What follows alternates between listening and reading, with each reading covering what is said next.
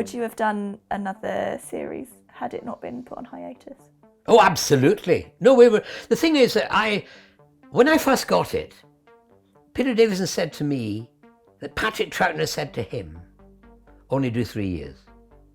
Now, Patrick Troughton was my doctor, a far, far distant memory. But that kind of stuck with me, only do 3 years. So I was booked for 3 years. And so I thought, that's good, I'll do 3 years. But then, when I got to the second year, John Nathan Turner came to me and said, we want you to carry on and do a 4th season, because they liked what I was doing. And I went, well, and he said, if you don't do a 4th season, we won't do a 3rd. And I went, oh, all right, I'll do a 4th season, because I didn't want to not do a 3rd season. I mean, that would be... So then I agreed to do it. So they twisted my arm, in a sense, to do a 4th season. And then eventually, and so the plans were afoot. We were going to try and carry on with the mystery. I mean, drop hints that the Doctor was more than just the Doctor.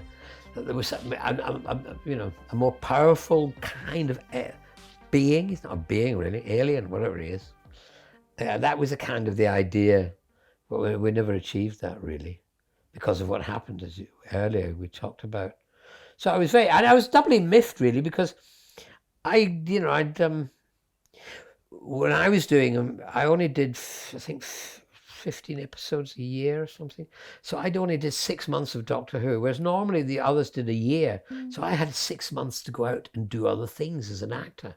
I went back to the National and did a revival of the Pied Piper again as well. And I toured and did other plays and stuff like that. So that was really great. And then I knew I had 6 months of solid work in television. So this time they were going to make me do the whole 26 episodes or years or whatever it was, a whole year nearly. And I had to get my head around that and worried. I thought, oh God, what will happen? Will I end up thinking I'm the Doctor? A bit like, Tom Baker. He did 7 years.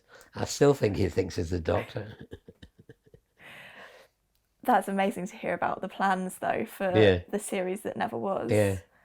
Were they detailed plans? Was it conversation? Well, I mean, they were discussed, not detailed in any way. No, they weren't detailed, but it was just in discussion. And of course, they knew something was up. I didn't until August. They knew something was up when we did Survival. And at the end of Survival, they did a speech I had to do. And it was, in a sense, a speech of us going off into the sunset, in a way. Sophie and Ace and I going off into the sunset. We didn't know that then, but so obviously they most likely stopped thinking about it. But when we kind of discussed it, Andrew Cartmel and I, that was the kind of idea. That's so cool to hear. And do you have a favourite story of yours? Well, it's very difficult, really, favourite story. I mean, it's kind of, there were moments of each one where I really enjoyed doing. I mean, I didn't really think I was a Doctor till I took on the Daleks and defeated them. Then, I mean, that's it. No one can argue I'm not the Doctor. Survivor was great in a way because I always wanted to make a spaghetti western, and we were in the desert of Dorset. It's a big sand pit in Dorset, mile by miles of sand, and it was 100 degrees. It was like and we were on a horse, and it was like being in a spaghetti western. It's so hard. Also, Ghostlight was fascinating. Never understood what it was about. I actually find it very difficult to pick a favourite. I had a really great time.